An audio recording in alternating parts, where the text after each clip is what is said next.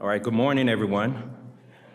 I'm so excited to be here today, finally having our first Leadership Awards luncheon in person after a while. Super excited to see the number of people here, and also glad that everyone got here safely, because the weather was not all that great this morning. So I want to just welcome everyone to the 2023 Leadership Memphis Awards luncheon that's presented by Regional One Health and the Tennessee Valley Authority. So excited for the partnership that we have with them. And in case most of you don't know who I am Reggie Crenshaw, the President and CEO of Leadership Memphis.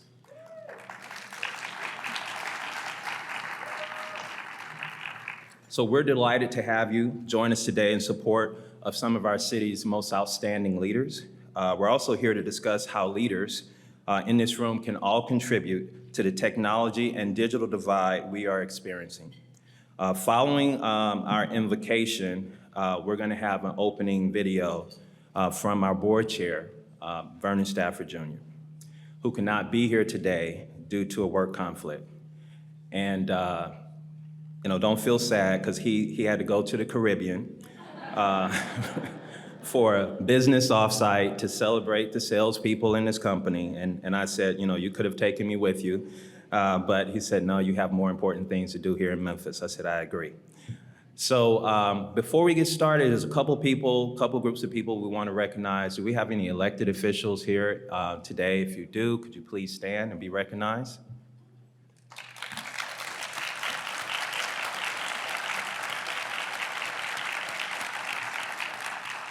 And also, if we have any board members from Leadership Memphis here, could you please stand and be recognized?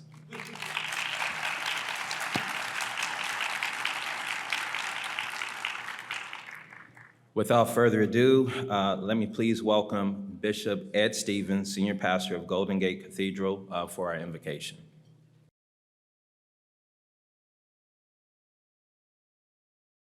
Let's pray. Heavenly Father, how grateful and thankful we are for your grace and for your mercy. You're absolutely awesome, and we thank you because it is you who gives us the grace to move forward and to impact lives. We thank you now, Father, for all of these, your people, the leaders who are in this room, and we pray now, Father, that as we move about, that it is not done for personal gain, for personal ambition, or for vain conceit. And we pray that you help leaders to realize that leading is really a task that requires them to serve. So, Father, continue to raise up servant leaders. Help them to work in humility and make them selfless and vessels of you in your image, and remove any selfish desires. We pray for leadership guidance. Let every leader not seek to pursue their own interests, but look at the interests of others. And we are so graced by you, giving us the privilege to make our city better.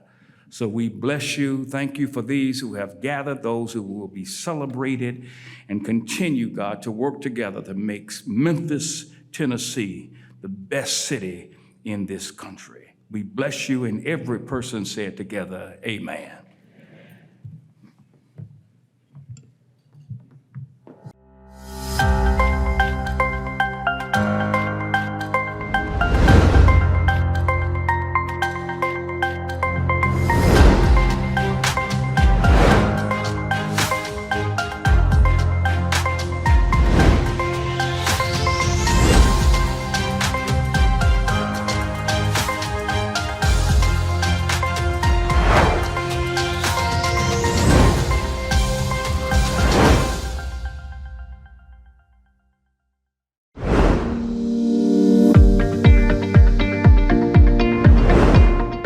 Hello, my name is Vernon Stafford Jr., Senior Executive Vice President and Chief Audit Executive at First Horizon. I have the pleasure of serving as the 2022-2023 Leadership Memphis Board Chair, and I am a proud graduate of the 2015 executive class, the best class ever. On behalf of the Leadership Memphis Board, I want to extend our deepest appreciation to each of our corporate sponsors and alumni donors. It is your belief in what we do as well as your financial support that makes it possible for Leadership Memphis programs, Volunteer Memphis projects, and alumni engagement events such as the one today to become reality. In 2019, in recognition of our 40th anniversary event, Leadership Memphis honored its inaugural 40 Changemakers. Since then, Leadership Memphis has recognized 30 more Changemakers.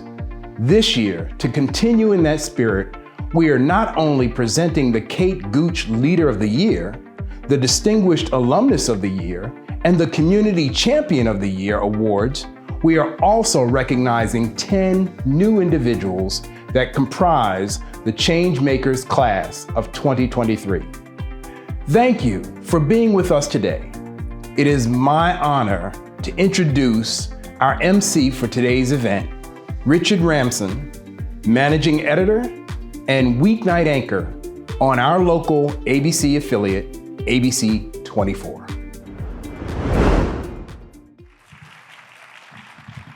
Hello, everyone. Thank you for coming. This is a great turnout today. So impressed. I am the managing editor and weeknight anchor at ABC 24. If I could put in a quick plug for my TV station, we are committed every day not to do crime all the time. We want to look at other issues like this, explore other organizations like this, and we remain committed to that every single day when we decide what stories we're going to cover and plan to continue to do so. Thank you. It can be a battle sometimes. The consultants would rather us do something else. I am honored to be your master of ceremonies, and I would just say to Amy, who's visiting from Portland, our keynote speaker, or anyone else here from out of town, we are known as the Bluff City, not the Windy City, even though you wouldn't know that today, but usually we don't have to deal with so much wind around here. Today is all about, as we know, celebrating the distinguished leaders and change makers who live in the greater Memphis area. These are folks who work hard every day to make Memphis a better place, and I'm excited to be able to celebrate them all with you today. We have a packed show for you. Trust me, I know when I have a packed show to get through, and this is one of them. We will first hear from our event co-chairs, then from our esteemed mayors, the city and county mayors. Our presenting sponsors, Regional One Health and Tennessee Valley Authority, will share their excitement for this program. And then we will recognize our Leadership Award winners and welcome the 2023 Changemakers who will be a part of the best class ever, I assume. We will then hear from author and nonprofit CEO Amy Sample Ward, who will deliver our keynote address and join a panel discussion on equity in the technology space in Memphis with the founder of Code Crew and a board member from Young Wall Street Traders. So right now, please join me in welcoming Leadership Memphis board members and the co-chairs for this event, Nakia Bell, Vice President of Operations for Regional One Health, and Patrice Robinson, Memphis City Council Member, District 3.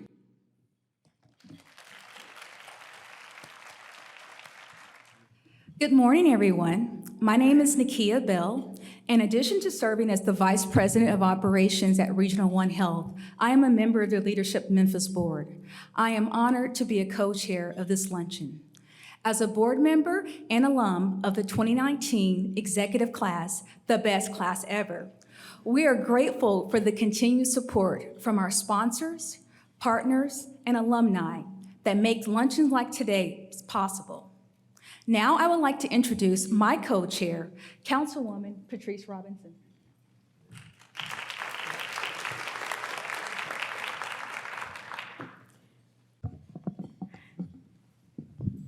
Thank you, Nakia.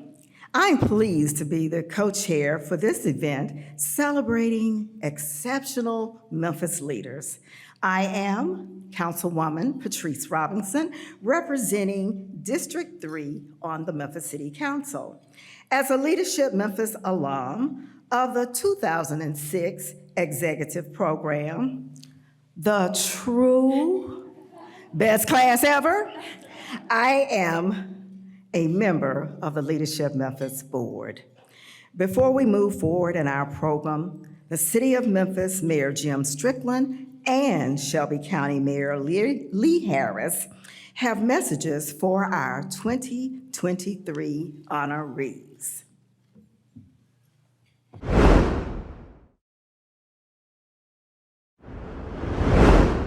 Hello and welcome to the 2023 Leadership Awards Luncheon. Each year, we come together to commemorate and recognize those in our community who make a difference through their work. In every generation and in every community, there are people and organizations who make a difference every day. Today, we will honor and recognize those that represent the best in our city by exemplifying leadership, compassion, and a vision for the best Memphis can be. The recognition for Alumnus of the Year, Leader of the Year, and Community Champion of the Year are awards that capture the essence of working to make our community better. The Changemakers were nominated by their peers for their legacy work in healthcare, nonprofit, for-profit, government, education, and faith. They have set an example for those that will follow them, and their legacy will live long into the future. So on behalf of all the citizens of Memphis, thank you for all you do, thank you for your service, and may God bless you and our city in this new year.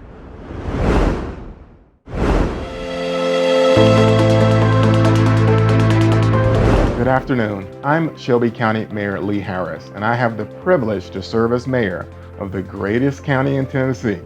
I'm honored that the Leadership Memphis team asked me to be part of its award ceremony. I want to personally congratulate every one of this year's award recipients and honorees for their hard work and passion and commitment to make Memphis and Shelby County a better place to live, work, and play.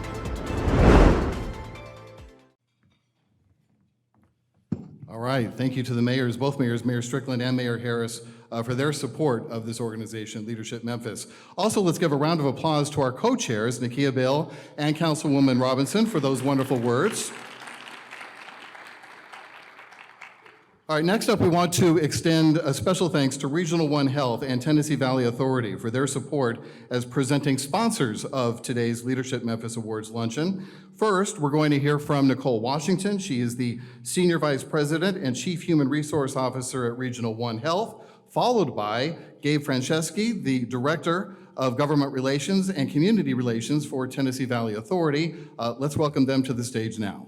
First, Nicole.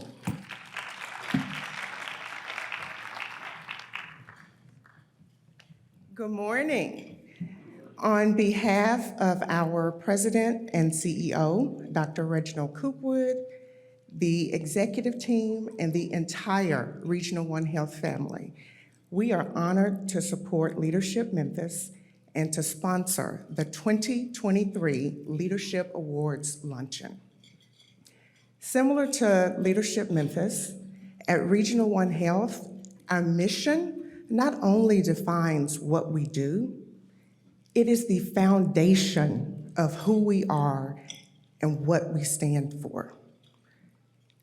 Taking care of and supporting our communities and our patients.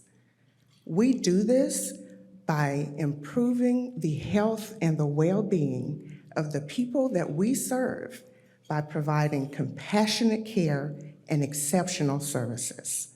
Specializing in tomorrows. This is what we do. Thank you.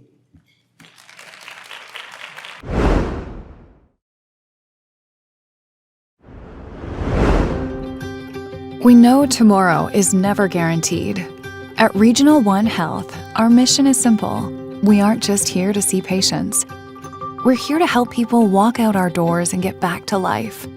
Whether it's life-saving care in our world-renowned trauma center, advancing oncology treatment in our new cancer care practice, or helping patients reclaim their independence through innovative new technologies, we will never forget our promise to you.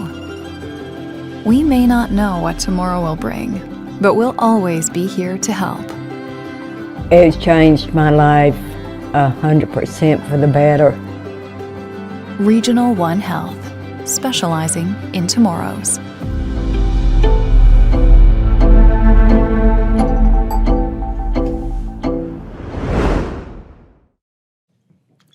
Hey, good morning. Hey, I'm Gabe Franceschi, the Director of Government and Community Relations at the West Region of Tennessee Valley Authority, and it is an honor to be here today. And I tell you, our mission is to serve the people of the Valley to make life better. And we do it through affordable, reliable energy, through environmental stewardship, and through economic development. And that mission aligns with the mission of Leadership Memphis, which is to develop outstanding leaders. And I'll tell you, the work you do is fantastic. When I look out, I see servants, I see business leaders and enthusiasts. And the work you do is amazing, and it is worth celebrating. So thank you for allowing us to be here today. It is an honor to be here, and congratulations.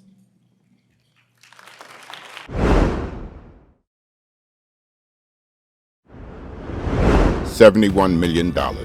That's how much TVA invests in the Memphis community each year. Our investments take form in economic development, programs that reduce energy burden, and community support efforts.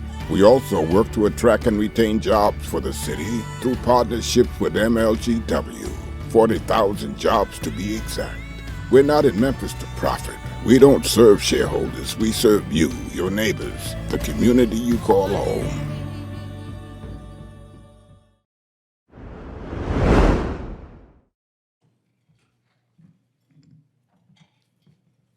Very good. We want to thank Regional One Health and the Tennessee Valley Authority for their incredible support. It is so much appreciated. Special thank you as well to our table sponsors today. You may have seen their logos around here: Alliance Health, MLGW, and Pinnacle Financial Partners. We'd also like to recognize Hooks Book Events for their assistance in lining up our keynote speaker today. Joining me now to assist in presenting awards today are Leadership Memphis board members, immediate past chair and chief financial officer for the city of Memphis, Shirley Ford, and current vice chair and staff vice president assistant treasurer for FedEx Corporation, Renee Bustamante. They're gonna make their way to the stage now. And our first award is the Kate Gooch Leader of the Year Award. The Kate Gooch Leader of the Year Award is given to a Memphis community leader who demonstrates exceptional abilities in being an advocate for our community, plays a pivotal role in moving Memphis forward, and sets a great example for others in our community. This year's award goes to Reginald Porter Jr. He is the Senior Vice President, Development and Corporate Social Responsibility for ALSAC, the fundraising and awareness organization for St. Jude Children's Research Hospital. Reginald has also coordinated activities for the ALSAC Reimagined Office and enterprise prioritization to drive the successful implementation of critical programs and projects that enable transformation and prioritization. Prior to his work at ALSAC, Reginald had an extensive career in education, including his roles as Shelby County School Board Commissioner and Chief of Staff for Shelby County Schools during the nation's largest K-12 merger that made the district the 14th largest school district in the nation. Reginald is also part of the Leadership Memphis Executive Program, class of 2013, I'll let him say it, and congratulations to our 2023 Kate Gooch Leader of the Year, Reginald Porter Jr.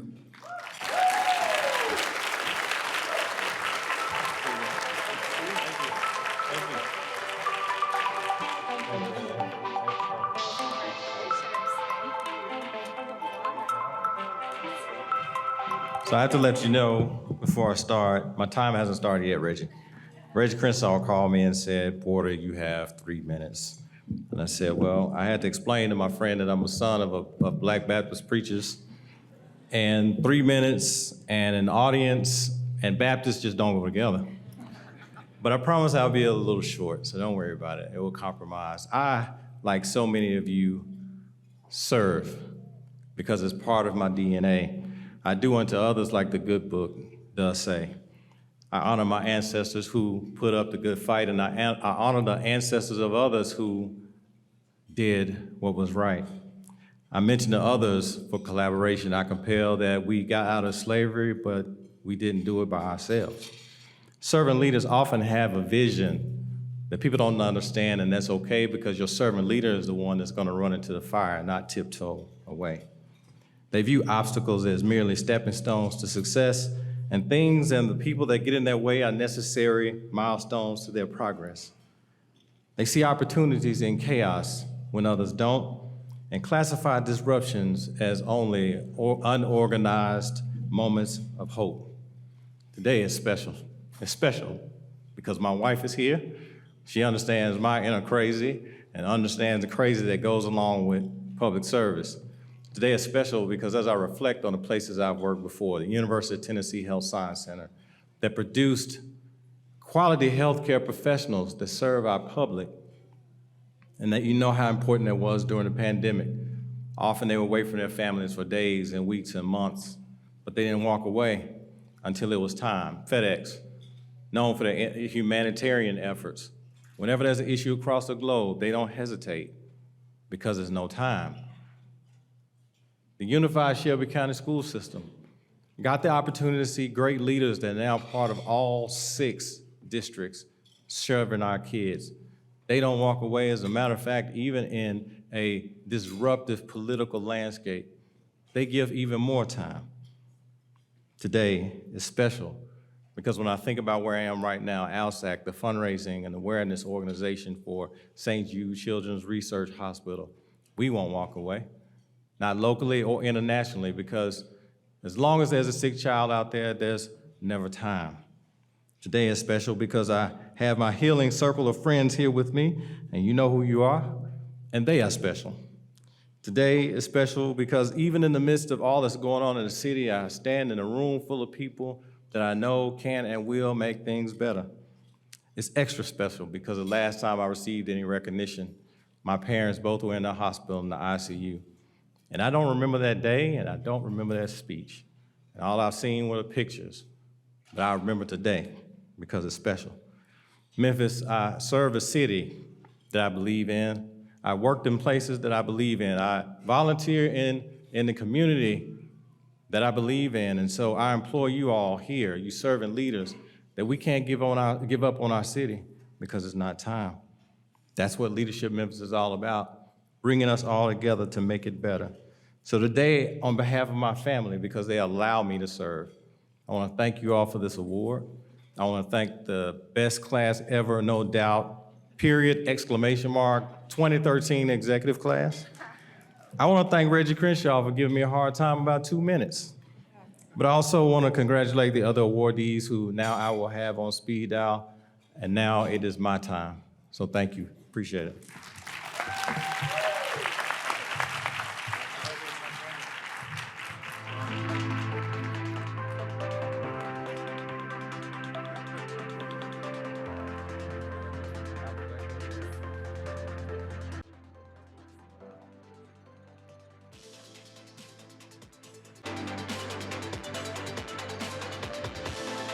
All right, thank you to Mr. Porter, for sure. Well, our next award goes to someone who has committed significant time to so many people, organizations, and causes throughout Memphis. The 2023 Distinguished Alumnus of the Year is David Williams. David is currently the Regional Director for Vitalent, the national nonprofit responsible for 11% of our nation's blood supply. Before taking on this role, David served as president and CEO of, guess what? Leadership Memphis, as we all know, vice president of marketing and community development at St. Joseph Hospital, and marketing director for Playhouse on the Square. David has also helped more than 30 nonprofit organizations that served disadvantaged populations. Congratulations to our 2023 Distinguished Alumnus of the Year, David Williams.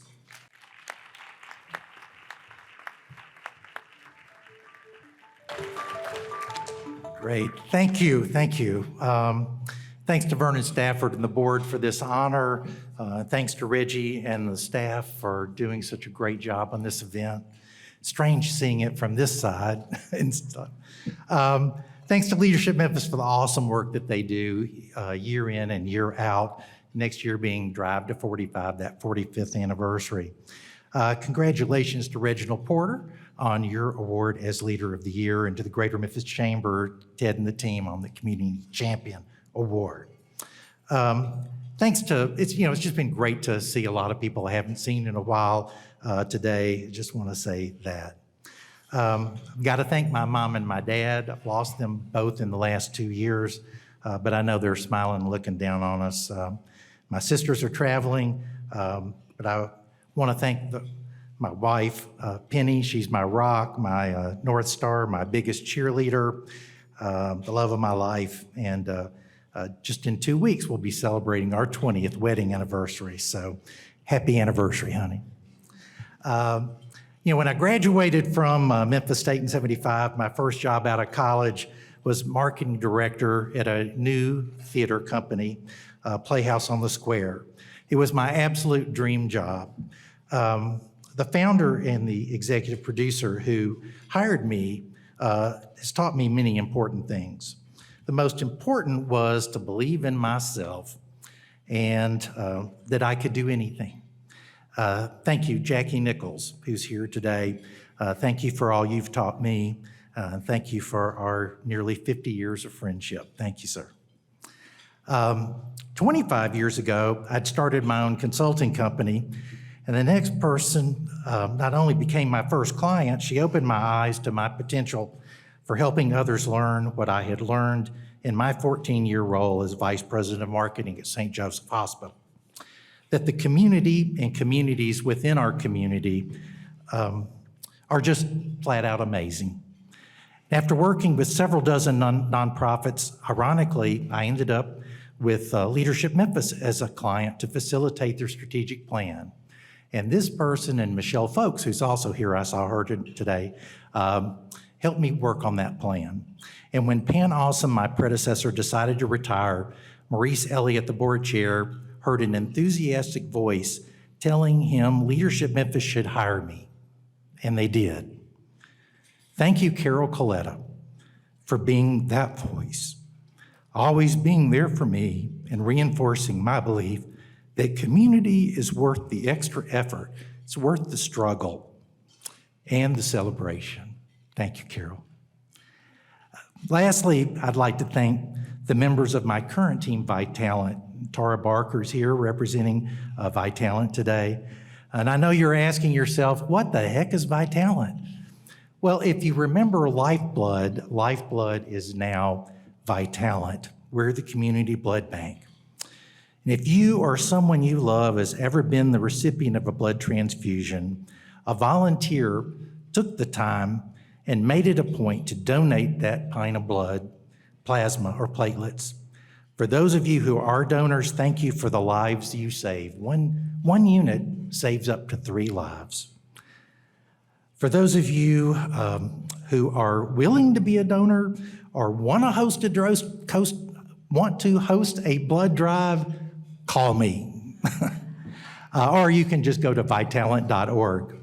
Thanks again, Leadership Memphis, for this award and for the opportunity for me to say thank you, not just for 16 years as president and CEO, but for a lifetime of memories, friendships, and making a difference. Thank you so much.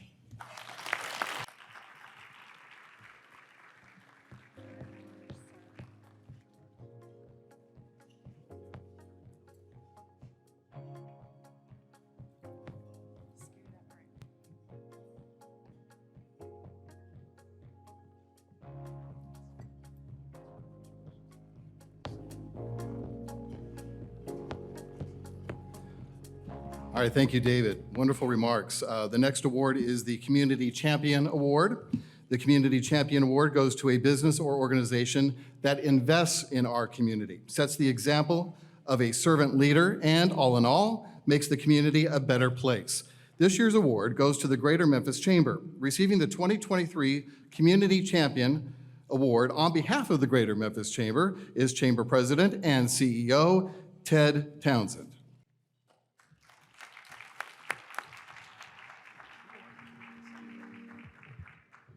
All right, good afternoon, everyone.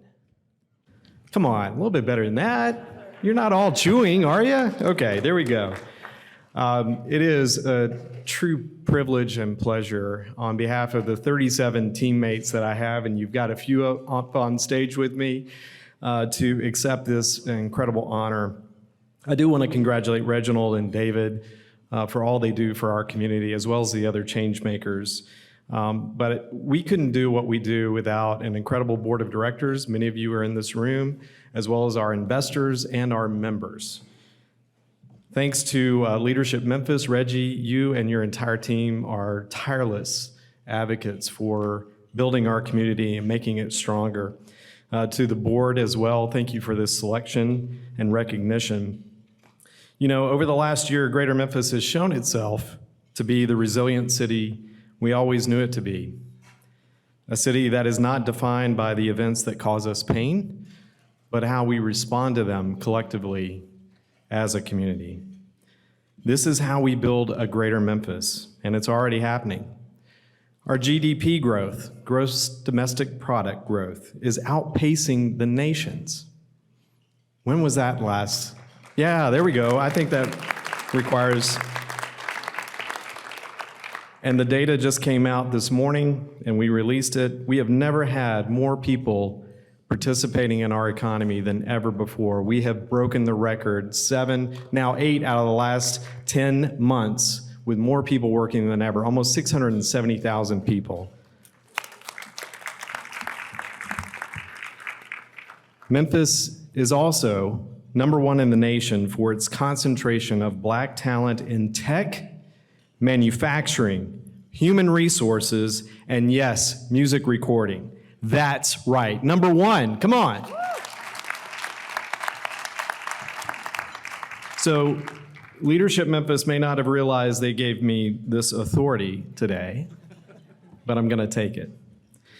I'm gonna deputize each and every one of you as economic developers and champions for our community. You know what it takes to build a strong and resilient community, and you know that those headlines do not define us. Write your own chapter about why Memphis is great. If you haven't had your people go through the Leadership Memphis programs, sign them up. We need more leadership now than ever. And I know that we can do that with this organization and everyone represented in this room. You're all champions in our book. So let's continue to work and do this together and build a greater Memphis. Thank you so much.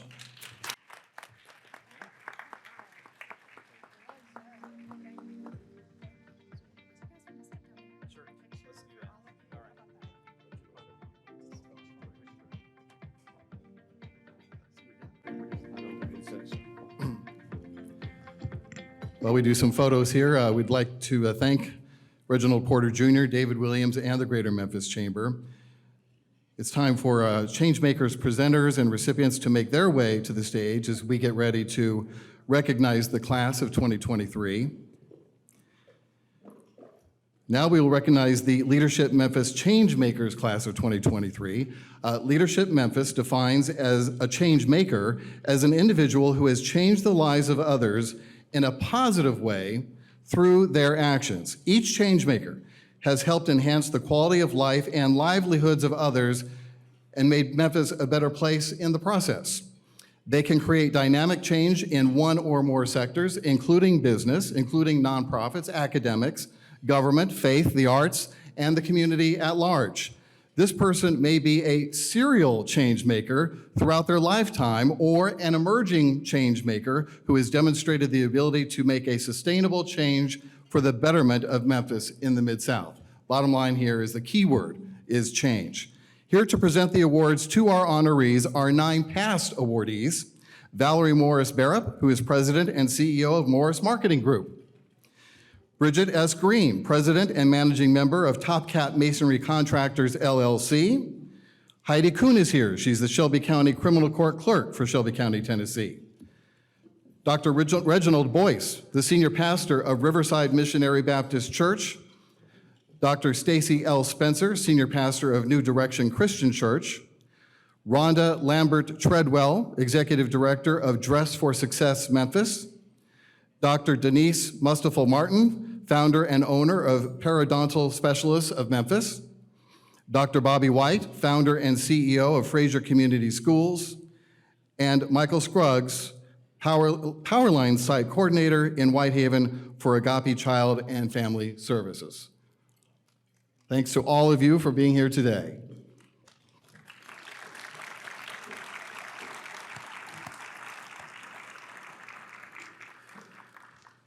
So we thank the presenters. Now we want to recognize the 10 new change makers comprising the class of 2023.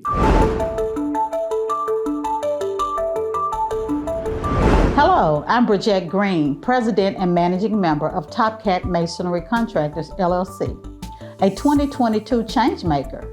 I'm also a graduate of the 2013 executive class, the best class ever.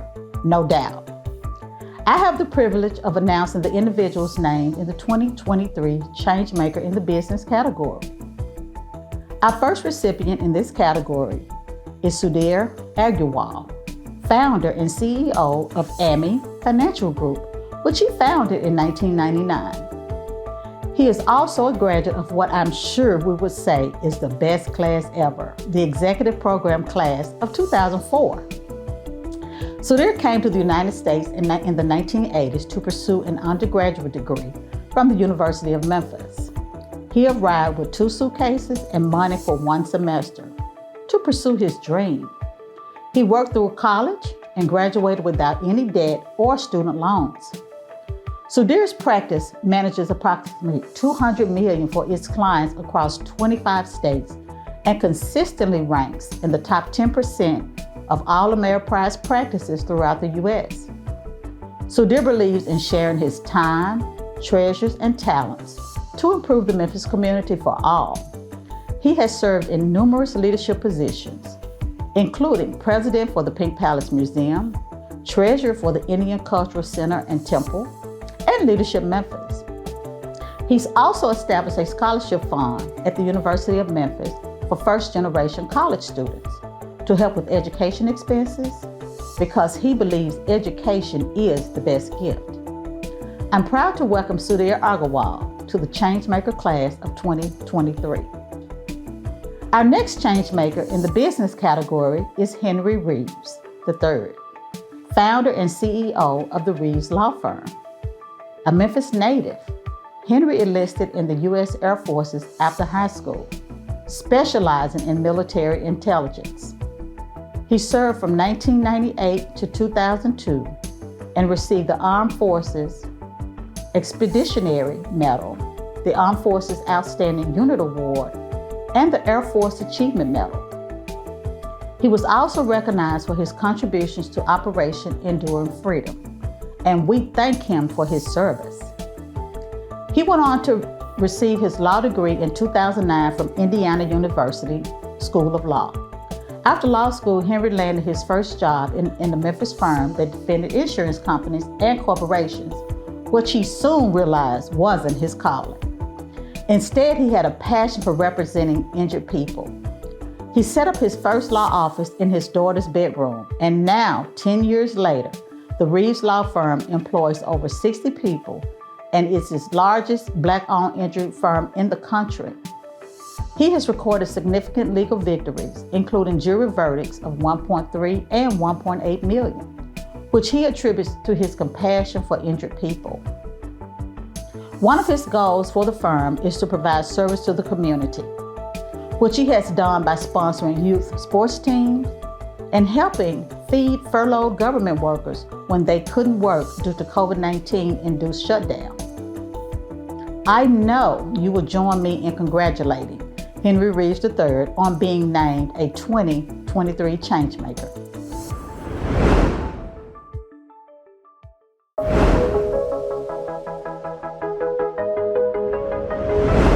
Hello, I am Heidi Kuhn, Shelby County Criminal Court Clerk, 2022 Changemaker, and graduate of the best class ever, the Executive Program Class of 2017. It's my honor to announce the 2023 Changemakers in the Government and Education category. Michaelin Easter Thomas is a graduate of the 2016 Grassroots Leadership Memphis class. Michaelin is an instructional coach within Memphis and Shelby County schools and is currently a doctoral student at Vanderbilt University. She is a public servant as the Memphis City Councilwoman for District 7. In 2019, Michaelin became the youngest African American ever elected to the Memphis City Council. She is proud to work alongside her colleagues to make Memphis a more equitable place to live. Michaelin is also the founder of a nonprofit, Our Grass, Our Roots, which seeks to provide resources and increase awareness to all North Memphis community members by collaboratively amplifying their voices for neighborhood improvement through education and advocacy. Since 2014, her nonprofit work has encouraged formidable partnerships to flourish in the North Memphis area as neighbors make strides towards progress across their community. Her commitment to the community is evident through her service on boards and leadership teams for various organizations and nonprofits in the Memphis area. It is my honor to welcome my friend, Michaelin Easter Thomas, to the 2023 Changemaker class.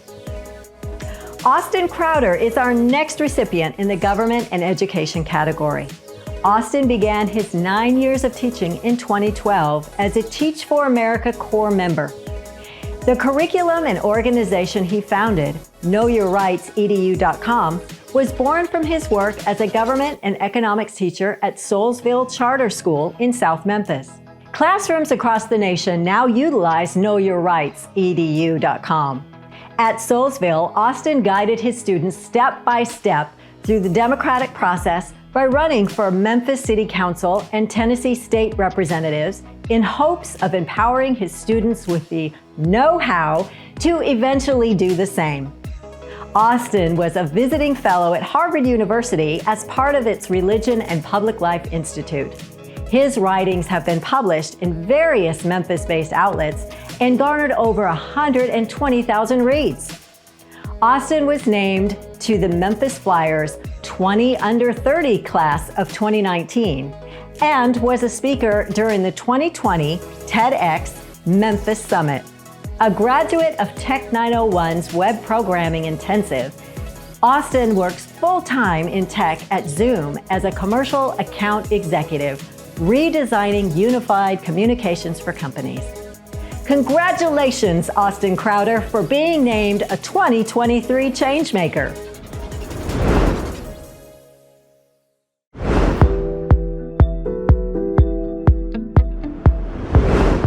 Hello, I'm Dr. Stacy Spencer, Senior Pastor at New Direction Christian Church and 2022 Changemaker. It is my honor to announce the individuals who've been named 2023 Changemakers in the faith category. The Reverend Dr. Mark Matheny, a graduate of the inaugural Leadership Memphis class of 1979, has been serving our city since 1971 with a commitment to creating positive, nonviolent change and social justice. He served a variety of United Methodist churches and agencies until he retired in 2013. Reverend Matheny founded and led several grassroots nonprofits, including the Memphis chapter of Habitat for Humanity. He also partners with the local affiliate of Independent Transportation Network, offering rides for seniors and the visually impaired.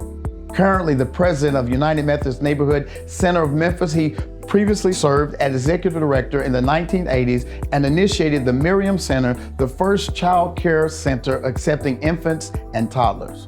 As president of the Memphis Ministers Association in 1989, he was actively supportive of the faith community's vital role in racial equality and conflict resolution, and is now a delegate of the Memphis Interfaith Coalition for Action and Hope, also known as MICA. In addition, Reverend Matheny is a member of Moms Demand Action, concerned with overcoming gun violence, and advocates for Memphis allies.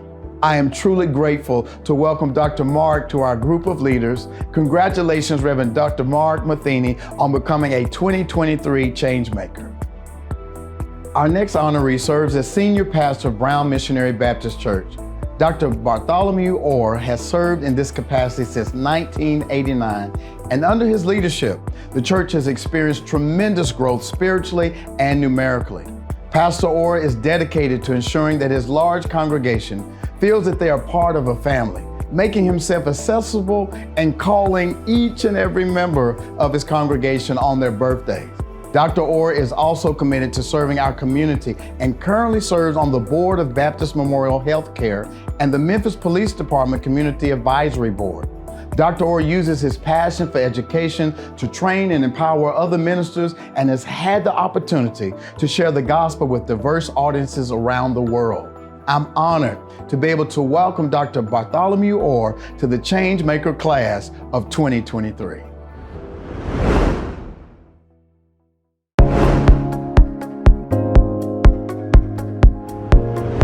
Hello, I'm Rhonda Lambert-Treadwell, Executive Director for Just for Success Memphis and 2022 Changemaker. It's my honor to announce the 2023 Changemakers in the healthcare category.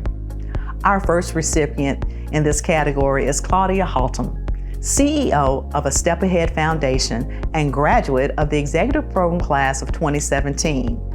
After retiring from an outstanding legal career, including her work as a juvenile court judge, Claudia founded A Step Ahead Foundation in 2011. Now in its 12th year, this nonprofit partners with local clinics to provide long-acting reversible contraception at no cost to any woman who wants it.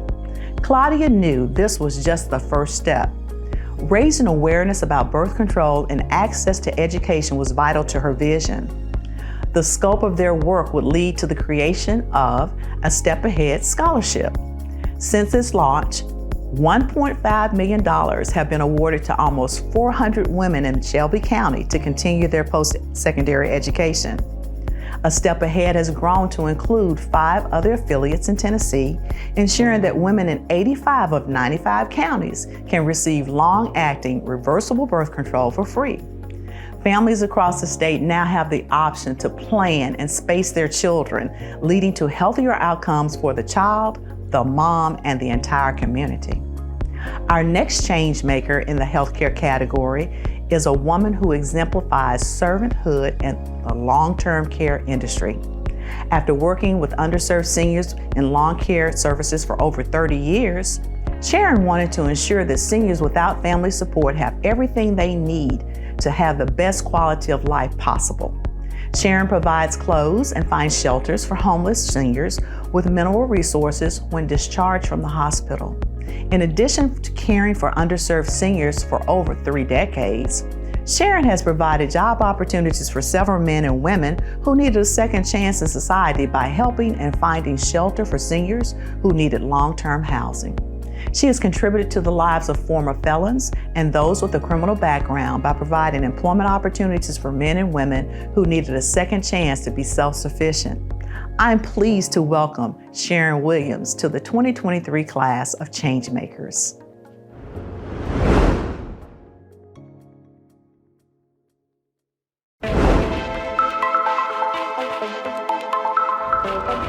Hello, my name is Bobby White, and I am the founder and CEO of Frederick Community Schools and a 2022 Changemaker. It's my honor to announce 2023 Changemakers in the nonprofit and education categories. In the nonprofit category, we honor David Jordan, President and CEO of Agape Child and Family Services and graduate of the executive program class of 2010.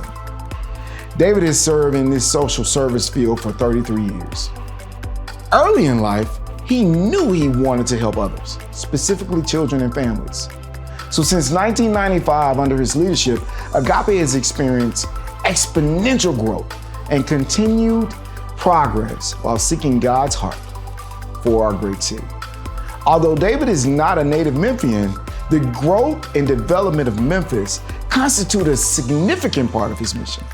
David and Agape have received numerous awards and recognitions for their service in Mid-South communities.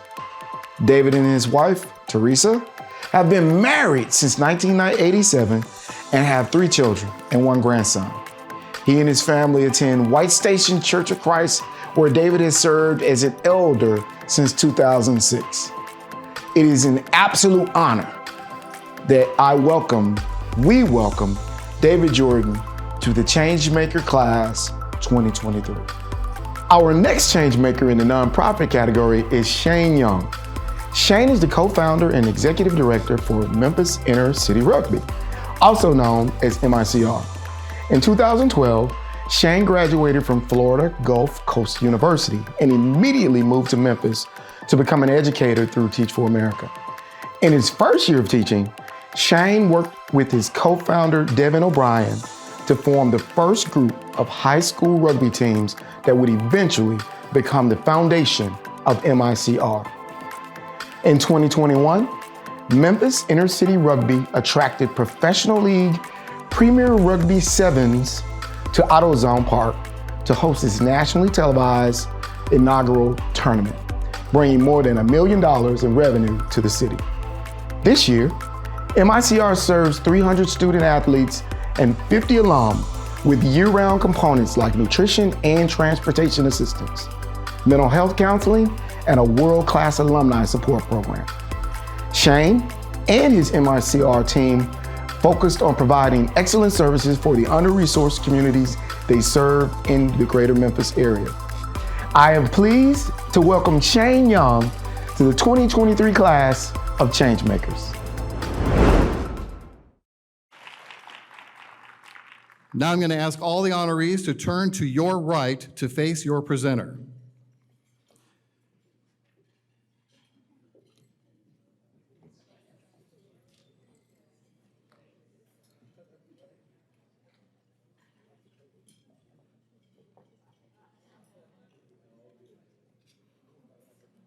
You did that flawlessly. I love it. Will our changemakers now face the audience?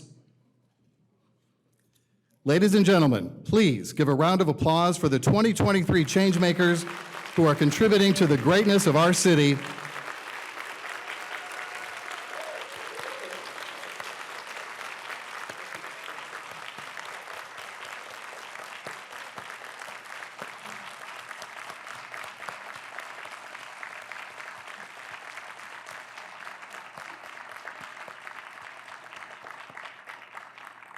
What I love about it is they all do it in different yet beautiful ways, and that's what makes our city so special. As you all exit, let's thank the presenters as well as they take their seats.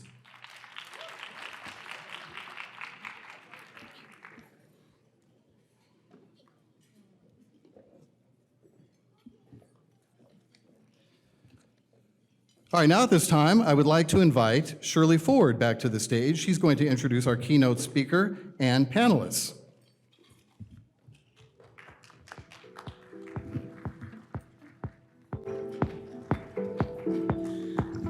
Good afternoon.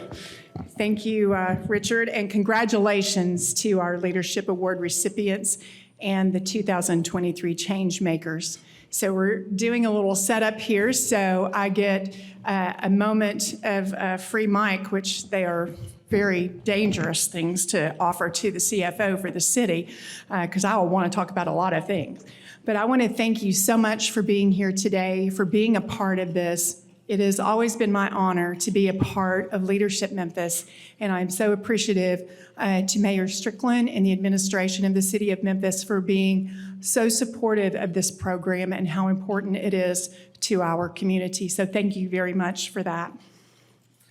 So today, I have the pleasure of introducing our keynote speaker, Amy Sample Ward. Ward is the author of The Tech That Comes Next: How Changemakers, Philanthropists, and Technologists Can Build an Equitable World. Amy believes that technology should be accessible and accountable to everyone, especially communities historically and systemically excluded from our digital world. Amy is the CEO of N10, a nonprofit creating a world where missions and movements are more successful through the skillful and equitable use of technology. N10's programs serve nonprofit staffs in countries worldwide, supporting people from every position and mission and making confident decisions about technology. Following Amy's presentation, we will welcome two additional panelists, Leadership Memphis board member and graduate of the executive class of 2022, William Brack, representing Young Wall Street Traders Board of Directors. Williams is filling in for Erica Blair McGrew, member of the 2023 executive class and founder and president of Young Wall Street Traders, who could not be here with us today.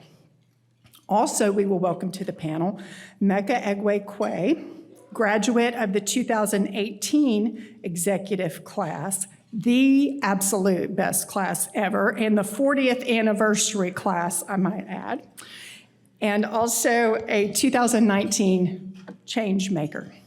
So would you please join me in sharing with Amy Sample Ward a wonderful Memphis-style welcome.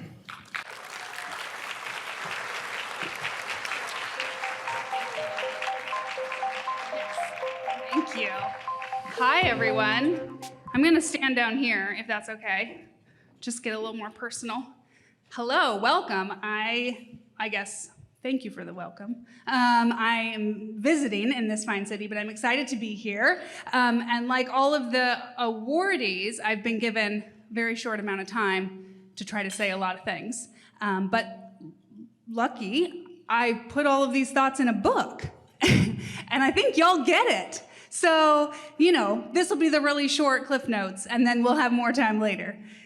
Before I get started, I do want to acknowledge my good friend and collaborator, Afua, who wrote the book with me but couldn't be here, and just bring her awareness into the room too. All right, so the tech that comes next, obviously a book about technology. I work in technology. I've talked to so many folks here this morning already who work in or with or struggle against technology. And I think there's a lot that we can talk about. But ultimately, if we're talking about technology, I want to be sure what we're talking about is community. Because without all of us, what is technology, right? It is just a tool, and we need to change the relationship that our communities have with those who are creating technology, funding technology, building technology, so that it is actually part of an equitable world, because y'all, this ain't it right now. So we have some work to do together, and that's what I want to talk about. There we go. Afu and I like to talk about where we're going to go, but that always has to start with where we are now. And I love that I had the opportunity this morning to listen in to the cohort downstairs, and everything that Natalie said was just +1, right? That was so much incredible, heartfelt. I know that she's not here and she couldn't stay, but if everybody who was there this morning, we're doing like V2 of that conversation. It was wonderful. So where we are today, if you're able to see the picture, if you are not, I will describe it. But ultimately, this is a picture, an illustration of systemic exclusion. We are not just one person or one household that's not online. We are not one student or adult who doesn't know how to use technology or build the tool they want. There are systems at play working to ensure that we are not all there. And we need to think of it as a whole system so that we don't continue to fight against, one person at a time, and we build full system solutions together. We have a gate, we got some locks, we've got some centralized power, right? These aren't things that anyone in this room created. It's not our individual fault, but unless we are working together to change that, it isn't going to change on its own. But where we're going, beautiful, colorful world, right? This is where we want to go. A place, a community, a world of systemic inclusion, right? People are free. People are moving in the way that they want to move. People have the resources that are right for them, right? This doesn't mean we need to work on solutions. There's no one app that every single human needs to use, right? That's impossible. We are all so different and have different needs and preferences and favorite colors, right? That we don't need to expect technology to be one type for everyone. But when we think about systemic inclusion, we think about how technology and the many forms it can take can actually help everyone. So in the book, we start, instead of by talking about specific strategies or recommendations, we start by talking about values. Because what we value is what we build. And a lot of times in technology, we don't talk about what we're valuing. We make assumptions and we just start building. And we can look at the internet and see a few examples of what happens when you build on assumptions and not really explicit agreements of values. So I just want to share those values here as a bit of a foundation for our panel conversation. And this is, again, not focused only on technology, but if we're going to build an equitable world, these values naturally intersect with technology that's all around us. That first value is that we value the actual wisdom and knowledge of lived experience. This is not only what college you had the privilege to go to. This is not what family or geography or anything else you come from. The lived experience you have is exactly the knowledge that's needed to build a solution for you. And we need to build systems that can include that. The second value for an equitable world is that we value and create opportunity for the participation of a diversity of people in every single step of the process, especially making sure that community is there at the very beginning so that we're identifying where we want to go, what we need to prioritize, who's involved, instead of coming back later with a checkbox that we told the community we were doing it, right? The third value is that we value accessibility as a priority. Only mean, web development standards or ADA requirements. I mean, are you using jargon? Are you using technical terms? Is there childcare available at that meeting? Is there interpretation? Where are you meeting? How are you meeting? All of those things are true accessibility, and it's not on the community to find a way to get into your work. It is on you to make that work accessible. The fourth is that we value multiple ways that change is made. There are absolutely things that we need to do today and tomorrow, right? We need to make sure that folks have housing and food and safety and shelter and care and all of those pieces, but also we need to be working on long-term change. And the folks who have the most impacts right now are the best to inform what our long-term change work is. Fifth is that we value the strength of collectively creating this vision. Thank goodness Afua and I are not the only two that are thinking about and talking about this, right? This is a whole room of people that are thinking and talking about that, and we are better for the more people who are involved in thinking about this vision together. And the last value is that we really value that we are going to continue to have people who want to learn, who want to contribute, who want to be involved in all different ways, always. Just like we don't need one app or one technology to be for every person, there isn't only one way to build an equitable world always. We're going to need lots of different people involved in lots of different ways, and valuing that means we are not putting a hierarchy on one person's contribution as a better kind than somebody else's, right? All right, I'm trying to talk fast, but I appreciate the nods. I know you're with me as we drive really fast down the highway here. Okay, so the last quick section I want to cover, knowing how quickly everybody in this room will just dive into conversation as soon as I'm not talking really loudly over the top of you, is that the book is all about changing what this relationship to technology is and making it one that's accountable to communities. And to do that, we need to acknowledge every different sector has a relationship in this work. And I want to pose some questions for whatever sector you might be in. And of course, you might see yourself in multiple categories, right? We are fully multidimensional human beings. So I assume that you will identify with multiple of these sectors. So the first is social impact organizations, nonprofits, local organizations, etc. And the question for today, or for you to take into the office on Monday, is how are staff supported and resourced to align technology with your mission and your community's needs, and not the other way around? That technology is not something you are then deciding, this is the form, so I guess that's how we're doing it. This is the database structure, that's the data we're collecting. We really need to turn that around and make sure that staff are leading and technology is following our needs. Next is technologists, and this is not just, a big technology development software company. This is anybody who's trying to make a decision in your organization about which tool you need to use or how it's going to be applied to your work. The question here is, how are you investing in the leadership and capacity of impacted communities for their long-term ownership? In the book, we really propose that in an equitable world, we don't have separate technology, ownership by developers or VCs or funders separate. Community owns our own tools. And what does that look like as a technologist to support leadership and knowledge within community that they really could take over and manage that long term? The third sector is, of course, funders and investors. Those bring in the dollars.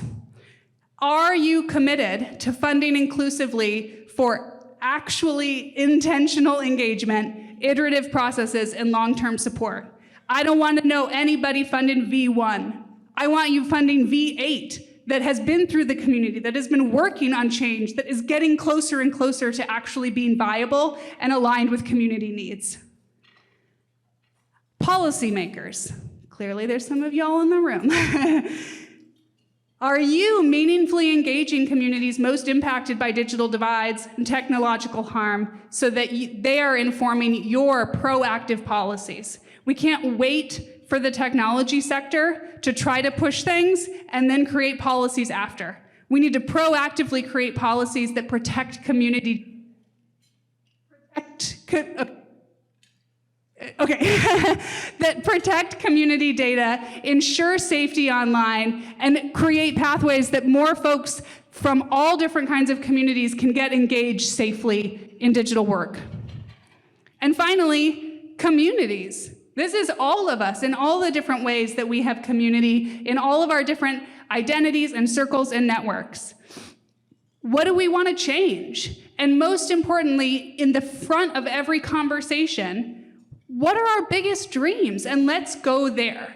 So I know I am not alone in having all of these questions and trying to come up with answers. So I welcome y'all come up here and let's have a conversation about it together. Thank you so much.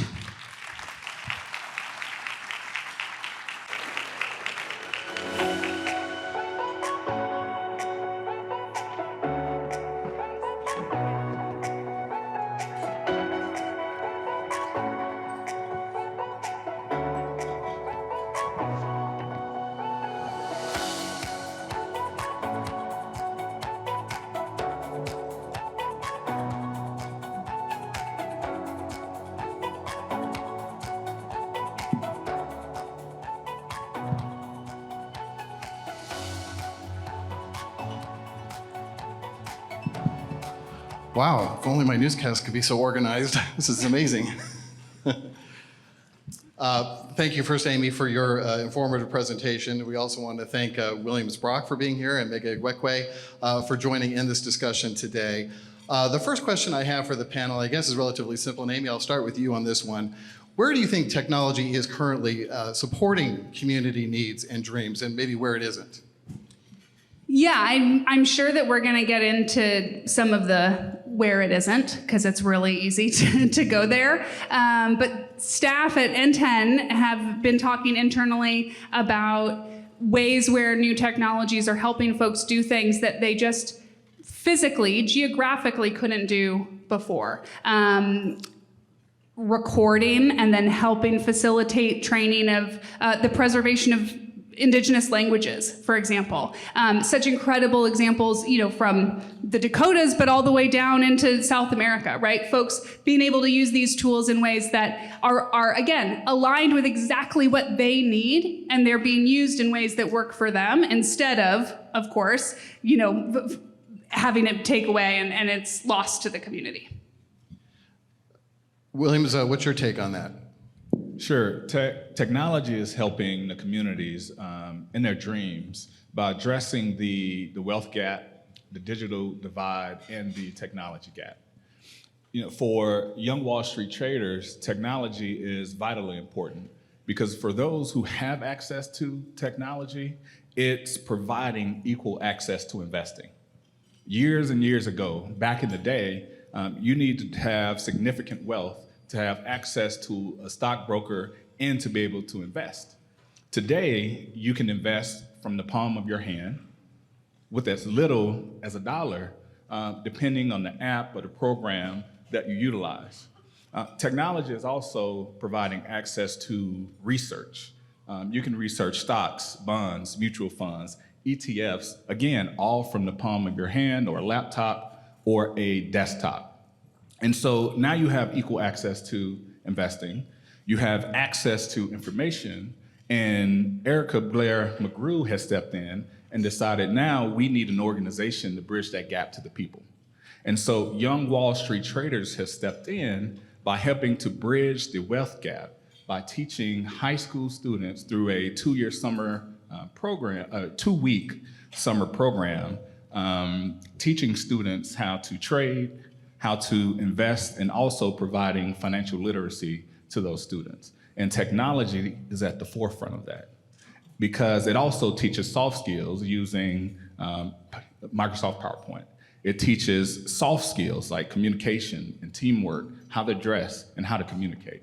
And so technology starts to inform a lot of the wealth gap, especially in a city like Memphis, whose child poverty rate is near 40%. And so this is work that gives access to information for students to start to help themselves. And so technology is vital at the center of all of that. Very good. Meka, I know this is a passionate topic for you. A lot of folks may not know you not only look out for children when it comes to technology and access, but grown-ups too. What is your thoughts about this question? Well, I mean, as you know, and anyone who's familiar with Code Crew knows that, our focus is not only the usage of technology and how that enables communities, but also enabling those communities to be community technology builders and producers themselves, like you mentioned earlier. And so, so we fundamentally believe that every child in every school and every grade should have access to quality computer science education because they're growing up in a digital world today. They need to know how this stuff works, like we all had to learn about photosynthesis in school, for example, right? They need to know that, and it's fundamental because the technology can be abused, right? So I say all the time that kids need to have algorithms on their menus before they're on the menus of the algorithms, right? And so they need to understand this such that they are equipped to be masters of their own destiny in this regard, whether they choose to be software engineers and other tech producers like I was, or whether they choose to be whatever they choose to be, right? Because think about it, technology undergirds every single field. All of you here are representing your respective fields, and I can't imagine any of you are doing it without technology today. And so our young people are growing up today. They must be equipped to be the masters in that regard, and that's why we believe it should be taught as young as kindergarten, even that how these systems work is fundamental. And then you mentioned adults. Absolutely, we want to quickly skill adults to be participants in the economy. The cities of today and tomorrow are the ones that are generating tech producers. Those who are not doing that are increasingly irrelevant. We must equip our populations to be just as active participants as any other centers if we're going to achieve the prosperity that Memphis deserves. I'm glad you said you're starting them young, because there's nothing more humbling than seeing a 2-year-old operate their iPad in the stroller better than you can. And I see that all the time. All right, Williams, I'm going to come to you first on this one. What stories from your work might inspire us that building an equitable world is in fact possible? I mean, it's certainly possible, Richard. So, currently, I'm a manager of business development at CBiz MHM, and we're an accounting, tax, financial services firm. But as I have communications with CEOs and CFOs of companies of all sizes, the one thing that comes up is talent and technology. Right? People want to solve for those problems. And so what Young Wall Street Traders does is it offers access to talent and financially literate talent. And so not only am I a board member, I have a teenage son that participated in the program. And I tell you, in my first Young Wall Street Traders graduation, it was powerful. We had 25 students in the class.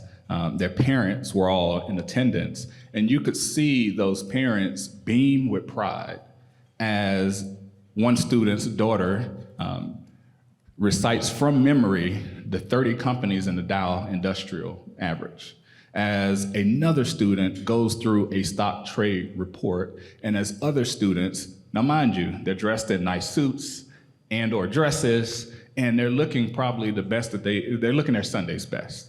And they're in front utilizing their Microsoft trading skills, and they're showing not only executing trades live, but their reasoning, the research that they've done looking at annual reports.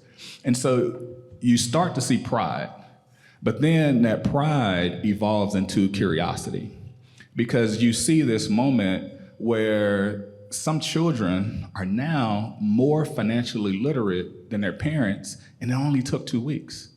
And so the parents in the room are now questioning, so how can we get access to this information? And the beauty of Young Wall Street is that once we can educate the students with financial literacy, investing, and trading, they can then go into the household and educate their parents. And one of the success stories that we have is a student named Cedric Brooks. He's a graduate of Bartlett High School. He's also a student at TSU now, but he attended the Young Wall Street Traders Summer Program for 3 years. Now Cedric is an instructor for Young Wall Street Traders during the summers while he's at TSU. And our founder last summer, during the program, unfortunately, she caught COVID, and she was out for a week. And as the sponsors were there, and shout out to the Shelby County Trustee's Office and Trustee Newman for being a supporter of Young Wall Street Traders along with Regions Bank. We were there to watch, but the students completely facilitated that class for an entire week. So it's teaching leadership, it's teaching talent pipeline, and it's teaching multi-generational financial literacy, trading, and investing. And that's how you close a wealth gap. Mick, I imagine you're seeing that intergenerational knowledge being passed from younger to older too in what you do. Tell us an inspiring story. Sure. And I'm blessed to lead a nonprofit that's got hundreds, if not thousands, of inspiring stories, right? What you mentioned about being too generational, we've taught kids at MACE, as a matter of fact, Memphis Academy of Science and Engineering, how to use technology, as tech producers, but apply that to financial literacy and go home to their parents in that regard. But one of my most inspiring stories to me is when we're connecting young adults who need access to an opportunity to the needs of employers who need talent. Again, we're in the tech education business, of course, top to bottom from kindergarten through adulthood, but a great 27-year-old young lady with 3 kids was in our first adult class who she had been living on Section 8 when she wasn't homeless. She finally got a job working nights and weekends at Walgreens. She made $5,000 a year. Right? You can imagine struggling with 3 kids with just $5,000 a year. We like to brag about our cost of living is low in Memphis, but it's not that low, right? And so, but she hustled in our class 6 months, Monday through Friday, to get the education and the knowledge and the skills that she needed. And when she graduated, she had 3 jobs at $50,000 a year or higher offered to her, right? She got to pick the job that she wanted. Not only that, which was transformative for her to increase her income tenfold, right? But transformative for her children in elementary school, and she actually took our kids' curriculum and started an after-school program at her kids' school to also teach another 24 kids how to make their own mobile apps, right? So that kind of ecosystem needs to be encouraged and pour some gasoline on it. Yeah. And so we're proud of her and so many other stories like hers that again, young people need to be connected to opportunities to be the tech producers so they can be the definers and the contributors in their respective families, communities, and beyond.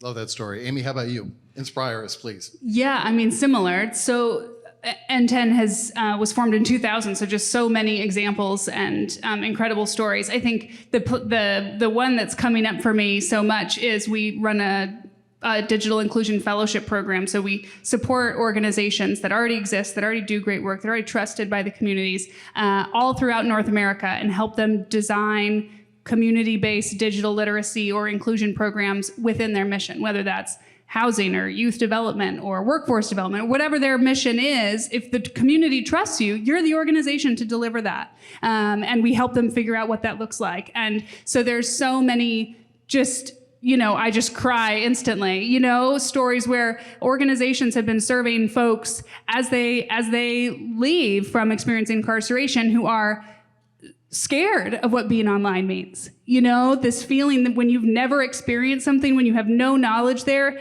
and then you've got this thing behind you that you think is going to show up as soon as anywhere your name shows up, right? That's a huge barrier, and it's so different from an organization serving refugees and immigrants who their big barrier is both language, but again, status, fear, tracking, data. And so there's so many moments where it's just been such a privilege to help these organizations figure out we don't have to just get people internet. That isn't the only piece of it, right? We have 45 million people in the US who couldn't have broadband if they wanted it because it doesn't exist where they are, right? So if we're thinking about this again from that perspective of systemic exclusion, it's not, hey, here's your hotspot. It's, here's how to be online safely. Here, let me figure out what you're scared of, right? And let's meet that need. And let's also make sure everyone has opportunity.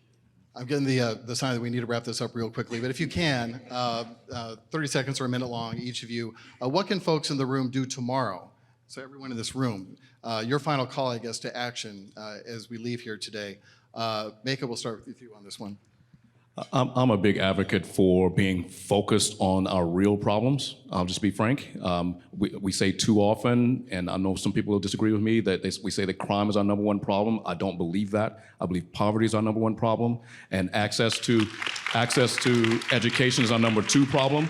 And tech education, especially foundational in the 21st century, let's solve those problems so we can stop talking about the symptoms of that crime produces, right? And so, I firmly believe that technology usage as well as education are fundamental words in that greater sentence of our city's prosperity, but being focused on the real North Star of what our real problems are.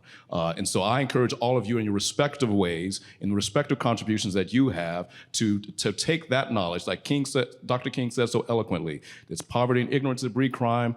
Take that fundamental definition and apply your skills and talents, whether you in your business endeavors or in your volunteer endeavors, and focus on that North Star to solve our real problems so we can achieve what Memphis really deserves.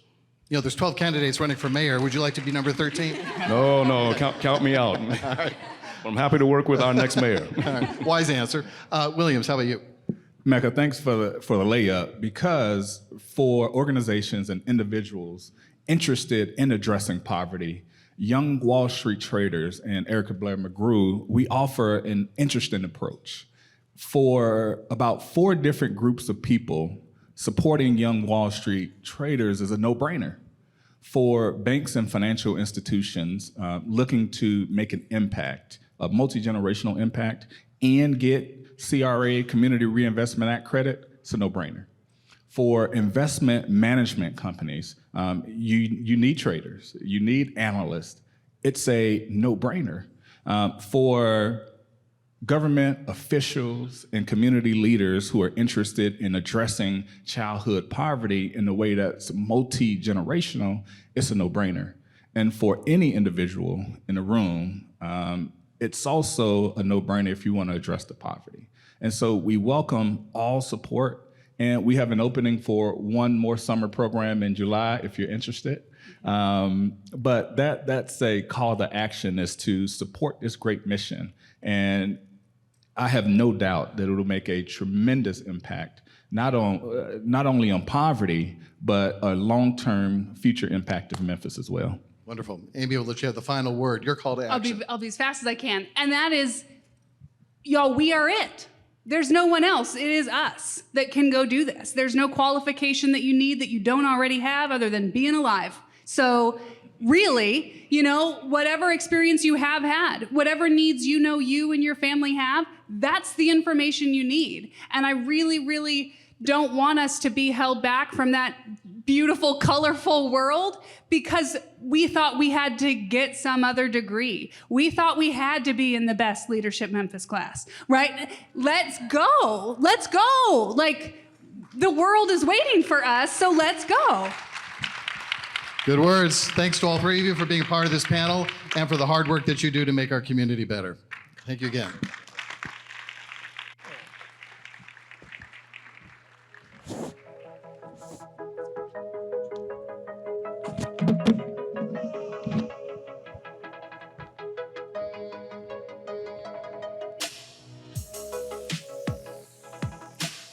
My final duty here as your Master of Ceremonies is to bring back Leadership Memphis Board Vice Chair and Staff Vice President and Assistant Treasurer for FedEx Corporation, Renee Bustamante, and a quick thank you to all of you for being so gracious today and letting me be here.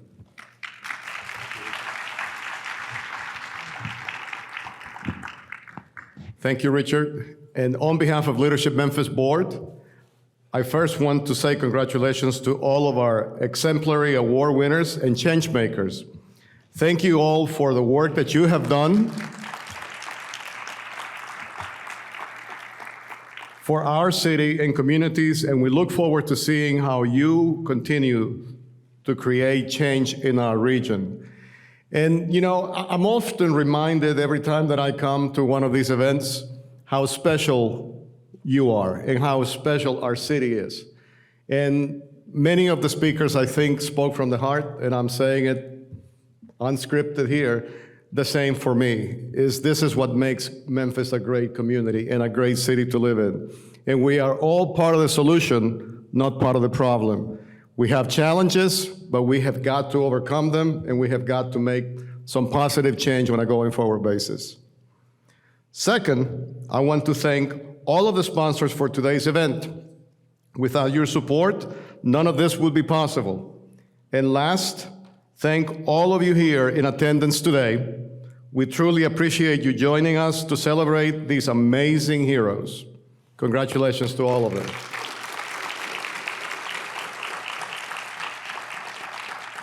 And now it is my honor to welcome back to the podium our President and CEO of Leadership Memphis and Volunteer Memphis, Reggie Crenshaw.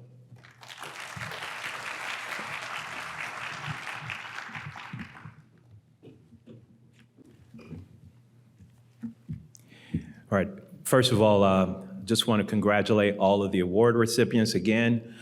Just an amazing, amazing service that you've had. As you think about it, all of the people who were recognized today, this is a lifetime of service that they've done. The only thing that Leadership Memphis really focused on is really trying to get people to aspire to a lifetime of service. I was in the military, and when I joined, one of the things they said was that you had to serve the nation, but then they said you also have to have a lifetime of service. So it didn't matter if I was in the military or out of the military, I had to commit to doing that lifetime of service. And we took an oath to do that. So I'm very appreciative of anyone who gives any amount of time to serve. So also I want to just make sure that I thank Renee Bustamante, I thank Shirley Ford, I thank Nakia Bell, I thank Patrice Robinson, I thank all of the board members who are here today who have played a part in making this happen. Leadership Memphis could not be where we are without you all, and that's so important because you volunteer. It is not a job, and so it's greatly appreciated for everything that you do.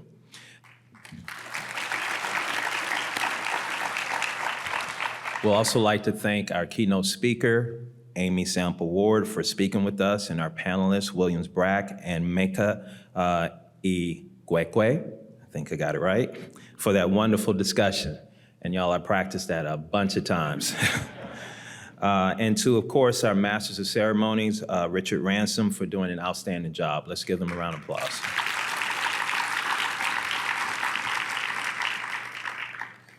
There's also something that's really important that Leadership Memphis really tries to do, which is live a life that is pleasing unto everyone. We have a small staff. It's not easy trying to put on something like this. So if you are a member of the Leadership Memphis staff, whether you are a contractor, a volunteer, or an employee, could you please stand?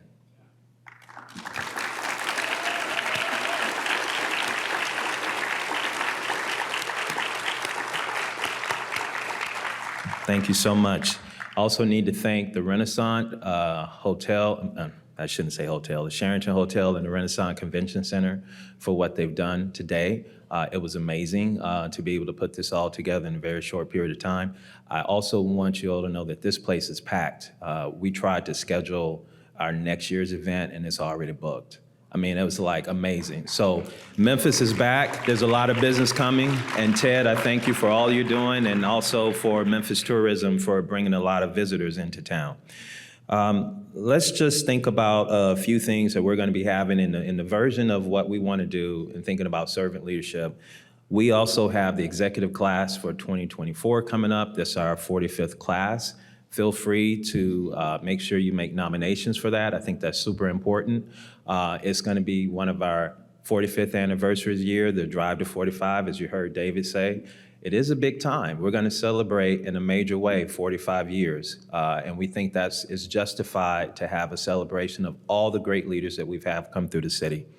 In addition to that, we have Volunteer Memphis Awards that are going to be coming up. I ask you to go ahead and place your nomination. If you know of a volunteer that's deserving of being recognized, please feel free to do that. We have the link up, it's posted on our site.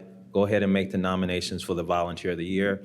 Oftentimes, the Volunteer of the Year are put into a pool of volunteers that get recognized at the state for the Governor's Star Award. So please go ahead and make your nominations. Lastly, if you look at the program, we can't do any of this without your donations. We're very thankful for all of you who make donations to Leadership Memphis, but obviously, doing the work is not free, and it requires a lot of support. So we're thankful for all the grants that we get, and we're thankful for all the sponsors and the donors. So for those of you who have made that contribution to us, thank you so much from the bottom of my heart, because we know we could not do it without you. Lastly, if you are a recipient, an awards recipient today, at the conclusion of this, I will need you to step to the right so that we can take pictures with your awards over at the Step and Repeat. I promise you it will not take a long time. And for all the change makers, I have a box with your name on it that I need to give to you. So we'll make sure we present those to you as we take the pictures. Congratulations and thank you for our presenting sponsors, Regional One Health and Tennessee Valley Authority, for an awesome event today. And we could not have done this without you. And so glad to have a partnership with you all each and every day. Without any further ado, like we were in church, I'm ready to close it out and say the benediction. But I just want to thank you all for attending. This is the signature event for Leadership Memphis, and thank you, thank you, thank you.